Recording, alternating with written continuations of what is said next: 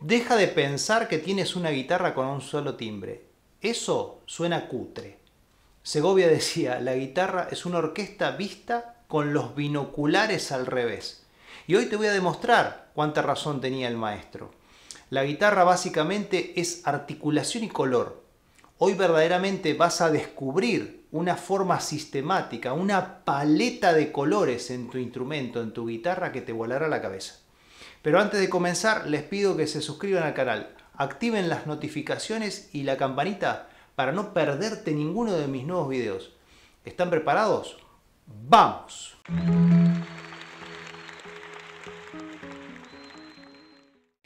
Hoy vamos a estar hablando de los principios que escribí en este libro, Cómo construir una interpretación, que está ayudando a muchísimas personas en todas partes del mundo a tocar cada vez mejor. Lo envío a todas partes con correo privado y aparte está escrito en italiano, español e inglés. Este video que subo ahora está íntimamente asociado a otro que te dejo aquí el enlace que habla de la dinámica musical. Lo subí hace muy pocos días. Si no lo viste, no te lo pierdas. Vas a entender más este todavía. En asociación con la dinámica se encuentra ligada la búsqueda de los colores. Berlioz decía, la guitarra es una orquesta en miniatura, por lo que se considera que su riqueza tímbrica naturalmente es quizás aún mayor que otros aspectos de su naturaleza. Es común ver en las partituras indicaciones de sul ponticello, sul tasto o normal, pero la amplísima gama de la paleta de sus colores supera en mucho a 3 o 4 indicaciones impresas.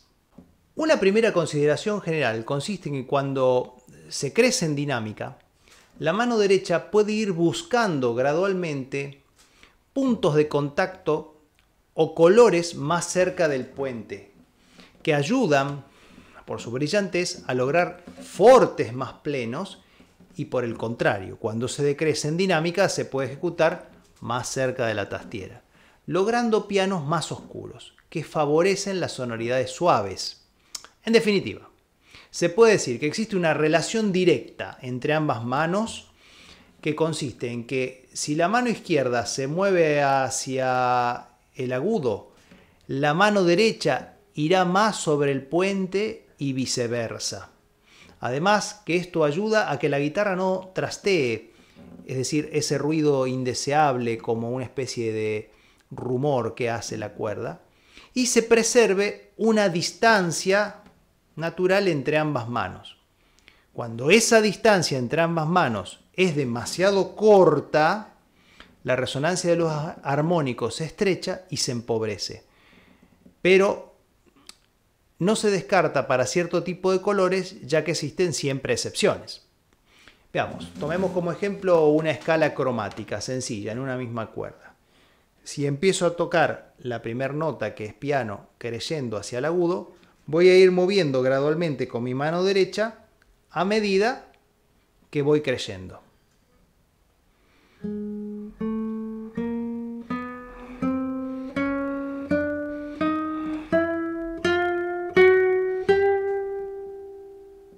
Un sistema ordenado que quizás pueda servirte es dividir el largo de la cuerda desde la tastiera al ponticello en diferentes puntos.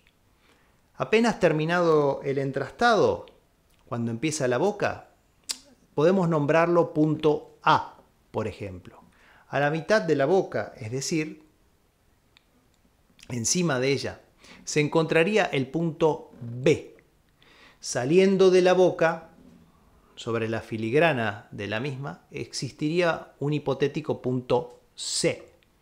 Entre el final de la boca y el puente se localizaría el punto D. Justo al lado del puente podríamos llamarle genéricamente, como siempre, sul ponticello. No se divide la zona entre el casillero 12 y el comienzo de la boca porque los colores allí casi no tienen diferencia, salvo cuando tocamos cada nota en el lugar exacto donde se produciría el armónico artificial, logrando una sonoridad velada.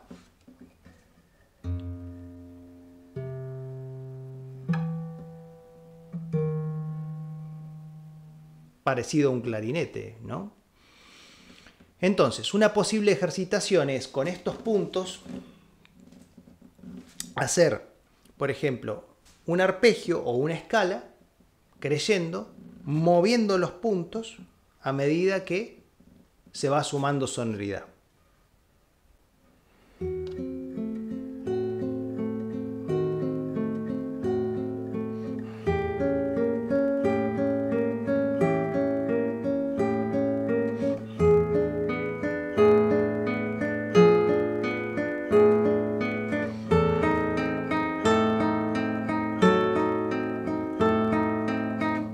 Y así sucesivamente. Es increíble ver cómo la guitarra puede imitar algunos instrumentos. Por ejemplo, los metales en la orquesta.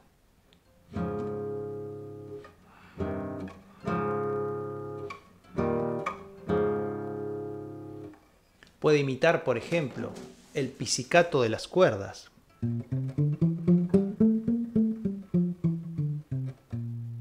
Puede imitar un violonchelo.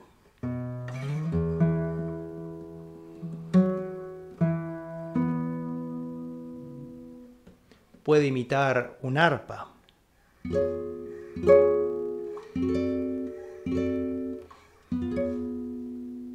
Puede imitar un tambor, etcétera, etcétera. Los timbres, entonces, corresponden a un amplio espectro de paleta de colores que debe ser utilizado con criterio por frase, según el estilo y el compositor. Por ejemplo, es seguro que para tocar autores más románticos como Merz, Barrios o Tárrega, por ejemplo, se usarán colores mucho más oscuros que para tocar el fandango de Rodrigo, donde las sonoridades serán más brillantes. Todo tendrá que ver con un criterio estético al abordar el repertorio y la imaginación del oído interno, sobre el cual se hablará en videos más adelante. Conclusión.